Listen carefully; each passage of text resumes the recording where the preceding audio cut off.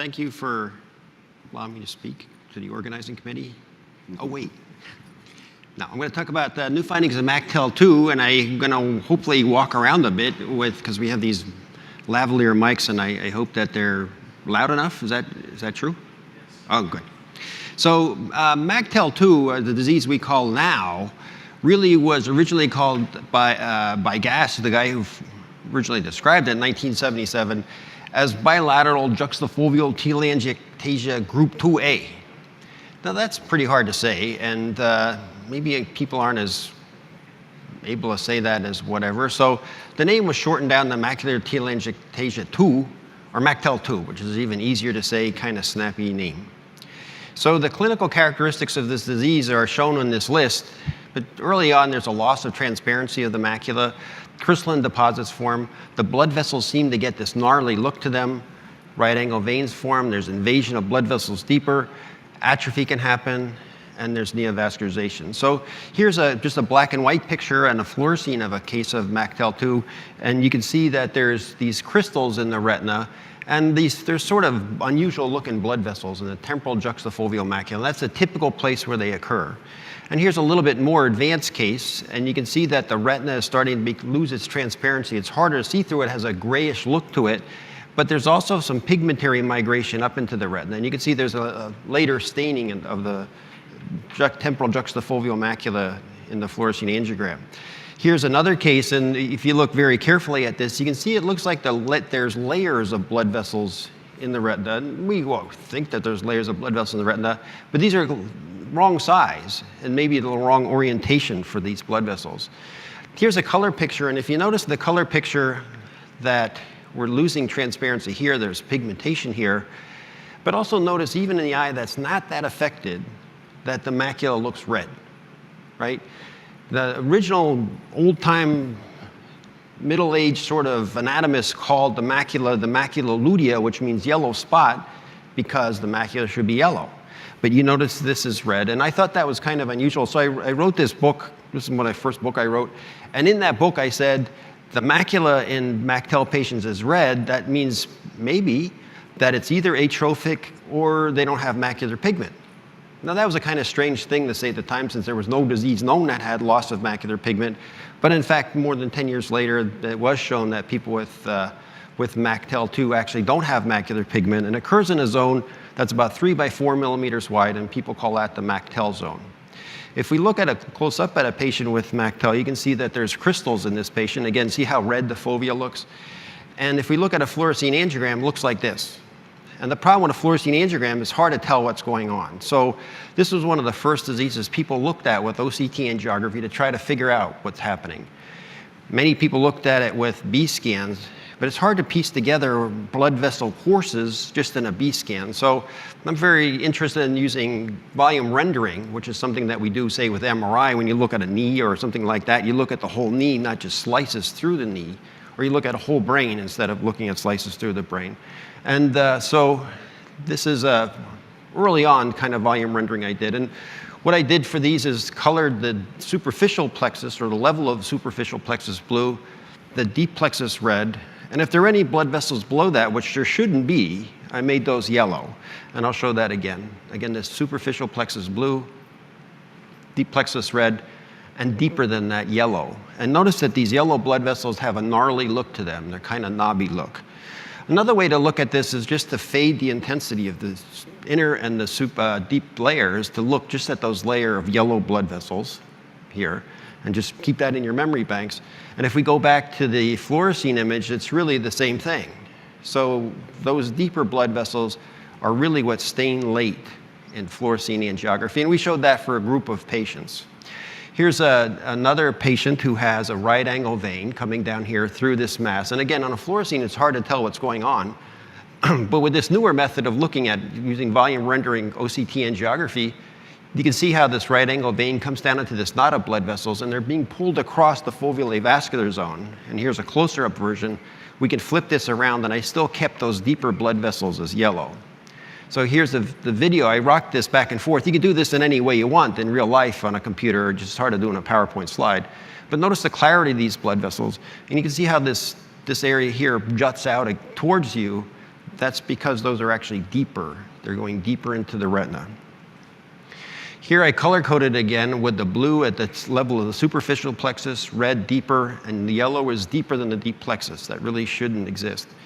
In addition, I segmented out the cavitations in the retina, and you can see this patient has a cavitation in the central macula. Notice how small the foveolae vascular zone is, and it's drawn over to the side into this area. We can look at this at higher magnification and look at the blood vessels. They're pulled up in these really short acute angles, kind of triangles getting pulled towards this center area here, and there seems to be an epicenter where the blood vessels are being pulled towards that and deeper, because notice that they go from blue to red or blue to red to yellow. And here's that cavitation. And people they said, well, maybe that's just some weird way of your imaging that's making it look like that. So I went back to look at color photographs of people over time. And here's a 10-year interval of a patient. And notice I put these triangles right where there's branch points. And they stretched out towards this area here. So these blood vessels over a 10-year period were pulled over here. And that's actually a common thing to see if you have a longer-term follow-up of MacTel patients. And I made this other thing called a vector field, which is like, remember those weather maps where they have the arrow shows the direction of the wind and the length shows how strong the wind is. This is kind of the same idea, looking at the deformation of the central macula over time, where you can see the direction of where all this deformation occurred and the amount, and there's a barcode here, showing how the direction and the magnitude of the change. Well, we can flip this over and look at a MacTel patient eye from the back. And we know that because we're looking at the the deep plexus here. And here's those knot of deep blood vessels that are deeper. Here's that same patient, remember, with the cavitation. But notice there's lots of little cavitations. And so I call those microcavitations, being that seems a creative name, right? But if you actually go back, and these were actually always present on OCT, it's just I don't think anybody picked them out before, so we reported that these microcavitations happen at MacTel. Now remember I told you about there's an area where there's lack of pigmentation in MacTel. It's a 3 by 4 millimeter area that we call a MacTel zone. Most of these microcavitations happen in that area. There's a couple that happen outside of it, but by and large, the majority of them only happen in that MacTel zone. So there's a kind of a war zone in MacTel in which there's a loss of pigmentation and all these other changes occurring at the same time. Lois Smith at Harvard made an animal model of MacTel, which she used the VRDL receptor knockout mouse. And they developed telangiectasis, but they developed choroidal retinal anastomosis. So obviously it's not such a great model, right? And she did confocal microscopy and showed these blood vessels descending down. And she did volume rendering of the confocal microscopy and to show these blood vessels going down from the retina to the choroid in 3 dimensions. But actually, if you look at MacTel 2 patients, and here's a section going across here, here's 10 micron sections that go deeper down through the retina. And you can look at this blood flow as it goes down, and it sure looks like there's a retinal-choroidal anastomosis there. That's hard to tell in a B scan because you're only looking at 10 microns thick out of thousands of microns of retina, right? But volume rendering can solve that thing because we look basically at everything at once. So that's what I did. And so this is volume rendering, and this is the projection artifacts were removed from that. And you can see these blood vessels going down from the retina down into this is the choroida capillaris. And you can rotate that image, and again, you can see this stuff in real life if you either do it on a computer, or as I'll show you later, there's kind of a cool way to look at this. And I made the RP still kind of a remnant of that still layers. It's kind of gray, so you can see the level of the RP. Here's a patient with a right angle vein. If you look closely at the fluorescein filling, you can see that this segment fills a little different tempo than the rest, and there's even laminar flow coming up from here. But if you come down here, you can notice there's a little branch point there. And here's this same vessel coming down on this volume rendered OCT, showing how this blood vessel comes down and meets up with the choroida capillaris. We probably had a clue that this existed all along. And I'm just going to show you this image. And if you see how narrow this little arteriole is, and look how tiny that arteriole is, they're so fine you can barely see them, right? You can almost see no blood vessels here, but then all of a sudden this big fat vein comes out of nowhere. Where did the blood flow from that vein come from? It's probably from the choroid. So the retinal-choroidal anastomosis is very common. It's a new finding in MacTel 2. And you can see how these blood vessels come up. It's quite easy to see. And this happens pretty early in the disease. It's not a late phase sort of thing in the disease.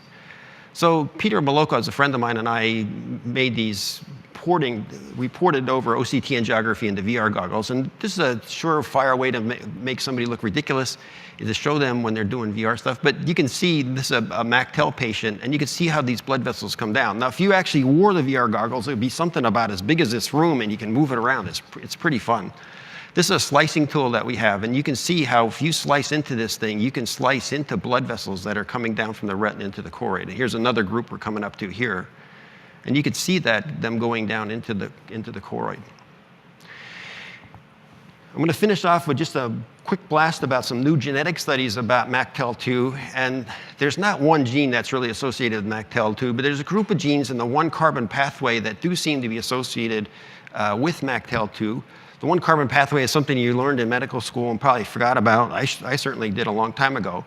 But the upshot of this is that one-carbon pathway is used to help generate energy, and it's used to generate antioxidants as well.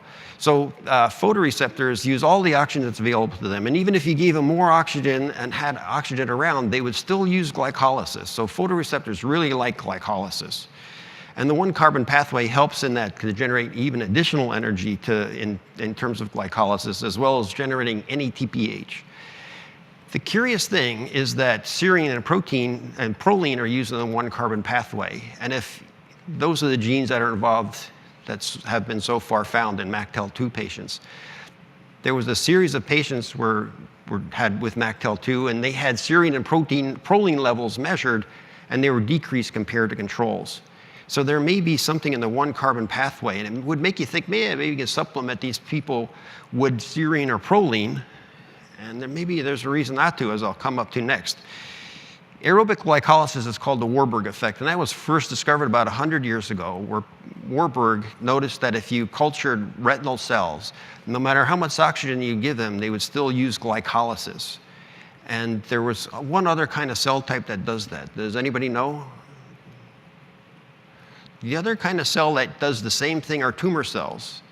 And they depend a lot on NADPH production through the one-carbon pathway. And tumor cells require a lot of serine or proline to help keep this going. And the curious thing is if you give tissue serine or proline, it actually promotes tumor growth. And antifolates like methotrexate block that. So you're pretty familiar with that. So that's worrisome in MacTel. It's hard to design a proper trial or get an informed consent if you're giving a supplement that may actually encourage tumor formation. So I talked about the original ideas of MacTel that were really established in 1977 by Gass. This remained relatively constant up until maybe 2014, when there was more widespread use of OCT angiography. And there's been a really rapid change over the last 2 years when we'll be able to incorporate improved OCT angiography. So this is really an example of how OCT angiography has helped us understand macular disease. Thank you.